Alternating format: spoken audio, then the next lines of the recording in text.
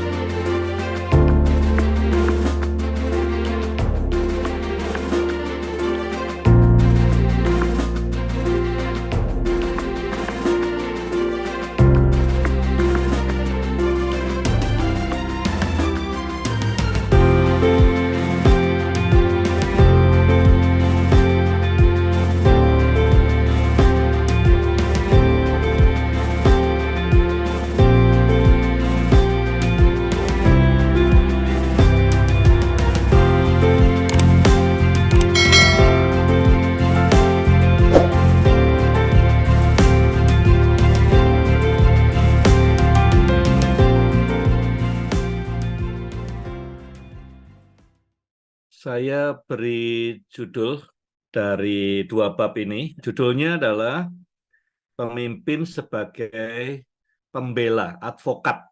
Advokat itu pembela untuk merestorasi hidupnya orang lain. Jadi kadang-kadang Tuhan pakai kita untuk merestorasi. Kita doakan orang yang lumpuh bisa jalan lagi. Kita doakan orang yang bangkrut bisa sukses lagi bisnisnya. Itu restorasi. Tapi yang saya bahas di sini bukan kita yang merestorasi, tetapi kita yang membela orang untuk direstorasi. Saya ingin mulai dengan mencari pemimpin-pemimpin yang bermoral. Banyak kali tanpa sadar dalam kehidupan kita ini kita cari pemimpin yang sukses, pemimpin yang terkenal, pemimpin yang banyak followernya, dipuji-puji, powerful gitulah.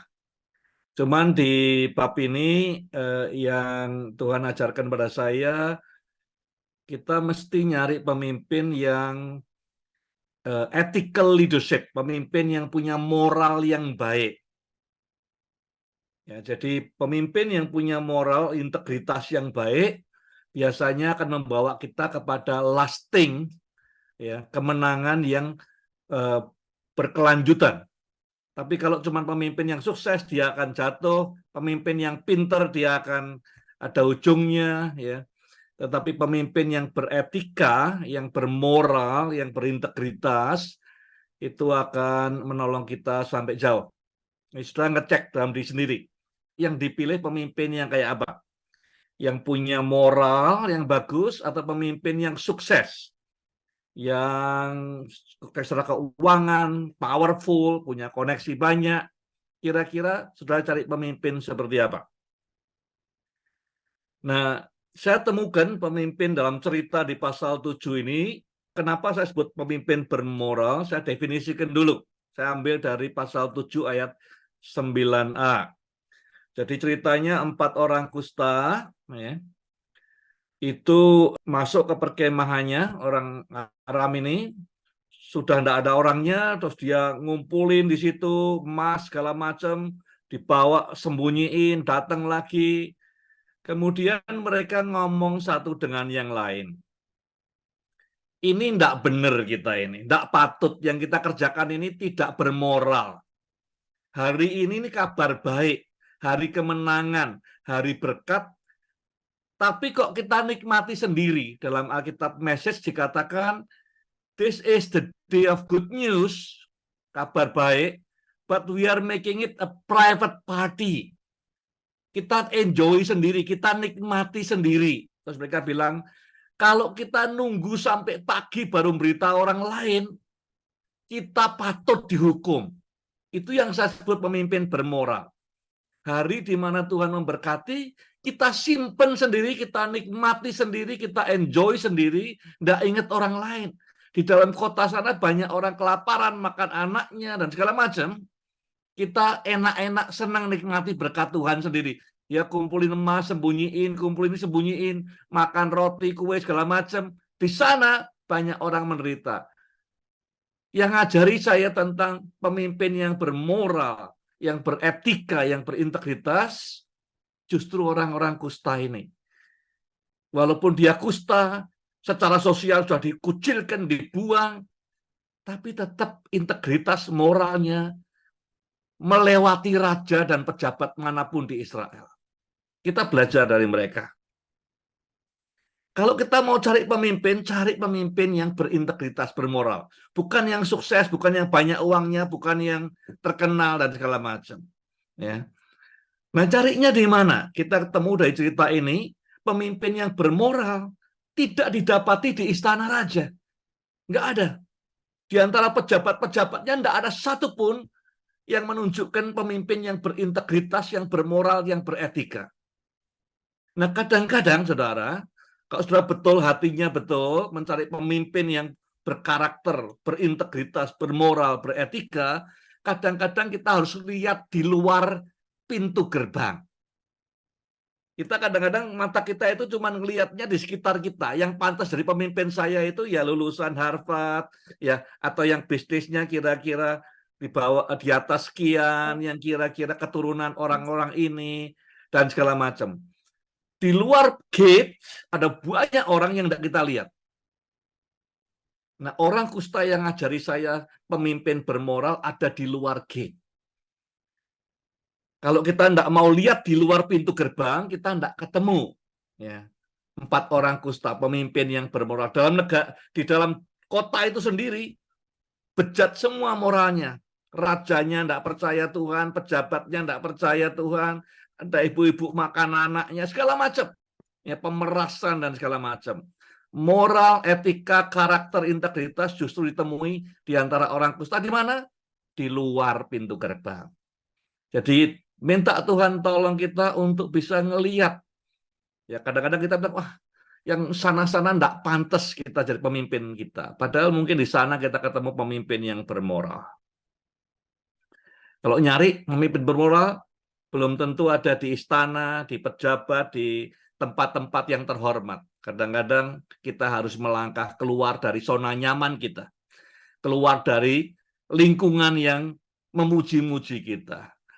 Untuk ketemu dengan 4 orang kusta ini. Yang nomor 3, kita belajar dari 4 orang kusta ini. Ya, orang kusta itu di Perjanjian Lama sudah diisolasi, tidak boleh kumpul ya, dengan orang yang lain. Jadi secara sosial dia sudah mati, walaupun secara fisik dia masih hidup. Banyak keterbatasan orang kusta itu diisolasi, dia mungkin bisa melihat di sebelah sana, orang bakar barbecue, bisa mencium, tapi tidak bisa ikut pestanya di situ, tidak boleh. Ya, dia bisa lihat mungkin dari jauh orang-orang berpesta, tapi dia tidak bisa dekat-dekat. Itu orang kusta. Banyak keterbatasannya. Tapi di cerita pasal 7 ini, ya ada 4 orang yang serba terbatas. Mereka pikir ceritanya tinggal nunggu mati, ya masuk kota mati, ke sana mati, nunggu sini mati. Tapi Tuhan tetap bisa pakai untuk menyelamatkan sebuah bangsa. Saudara dan saya punya keterbatasan, mungkin tidak separah keterbatasan 4 orang kusta ini. Tapi percaya, dengan segala keterbatasan saudara, apapun itu, entah itu kelemahan, penyakit, secara jiwa, secara fisik, atau masa lalu, atau background keluarga, apapun Tuhan tetap bisa pakai kalau kita hidup berintegritas seperti 4 orang kusta ini. Menyelamatkan sebuah bangsa. Ya, berapa banyak orang kelaparan di kota kemudian bisa direstorasi, dibebaskan, ya, menjadi orang merdeka semua. Yang keempat, orang-orang yang pemimpin yang beretika, bermoral, berintegritas ini bukan orang yang sekedar ngobrol tentang solusi. Ya. Pemimpin yang berintegritas adalah pemimpin yang action oriented. Jadi tidak sekedar berkata bagusnya kita gimana ya ngomong dengan mereka, cerita pada mereka, enggak. Dikatakan hari ini hari kabar baik. Hari ini kita dengar kita mengalami keselamatan dalam Tuhan Yesus. Di luar sana banyak orang menderita, dipenjara oleh dosa, dipenjara oleh iblis, dipenjara oleh kemiskinan, jiwa, roh, jasmani. Tetapi kita diam aja. Kita nikmati, kita cerita kesaksian mujizat Tuhan tiap hari di gereja, tiap minggu. Di luar sana, bahkan sampai mereka bunuh-bunuhan, bunuh anaknya sendiri dan segala macam. Kita nikmati berkat, tapi kita tidak beritahu mereka, kita diam saja. Jika kita nunggu sampai pagi, hukuman akan menimpa kita. Langsung mereka jalan. Ya. Tidak hanya gagasan, tidak hanya diskusi, action. Itu pemimpin yang beretika, berbuat langsung. Topik yang kedua kita cerita tentang menjadi pembela untuk merestorasi hidupnya orang. Yang pertama, perempuan Sunem. Ini ceritanya perempuan Sunem ini adalah perempuan yang memperjuangkan di hadapan Elisa waktu anaknya mati. Jadi itu yang diceritakan Gehazi kepada raja. Dia cerita, mujizat paling besar Elisa apa? Ya perempuan Sunem ini. Dia berjuang, dia yang advocate, dia pegang kakinya Elisa, dia berkata, aku tidak akan pergi kalau engkau tidak pergi. Jadi si anak lakinya ini dibangkitkan, direstorasi hidupnya, karena ada yang belain dia. Yang belain siapa? Mamahnya, si perempuan Sunem. Jadi oleh karena ada pembela ini, yang gigih, Elisa kemudian bikin mujizat, anaknya perempuan Sunem direstorasi hidupnya. Yang kedua, Gehazi. Ya. Yang dia bela siapa? Yang dia bela adalah perempuan Sunem ini. Karena tidak pulang ke Israel, sudah tidak ada lagi. Tanahnya, rumahnya, ladangnya, semua dipakai orang. Kemudian dia cerita tentang perempuan Sunem kepada raja. Dan raja merestorasi. Kekayaannya semua dikembalikan, tanahnya, hartanya, bahkan hasil 10 tahun semua dikembalikan semua.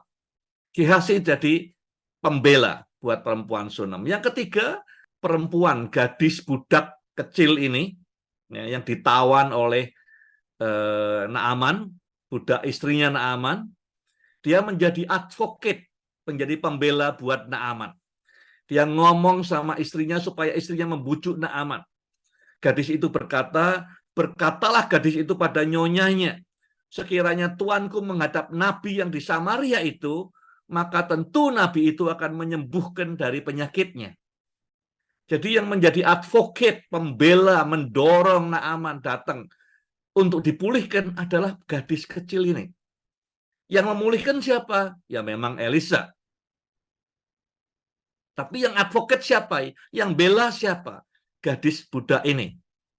Jadi ada cerita tentang perempuan Sunem membela anaknya dipulihkan hidupnya, Gehazi membela perempuan Sunem dipulihkan kekayaannya, dan yang ketiga gadis kecil membela Naaman sehingga kesehatannya dipulihkan. Pertanyaannya, apakah saudara seorang advocate, seorang pembela untuk pemulihannya orang lain? Di sana banyak orang yang belum dipulihkan, orang sakit perlu dipulihkan supaya sehat. Ya. Orang yang bangkrut dipulihkan kekayaannya kayak perempuan Sunem tadi. Orang yang mati secara rohani dipulihkan supaya hubungannya dengan Tuhan baik lagi.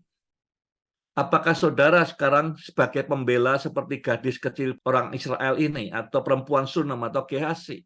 Kalau belum, saya mendorong saudara 7 hari ke depan cari orang yang perlu dipulihkan.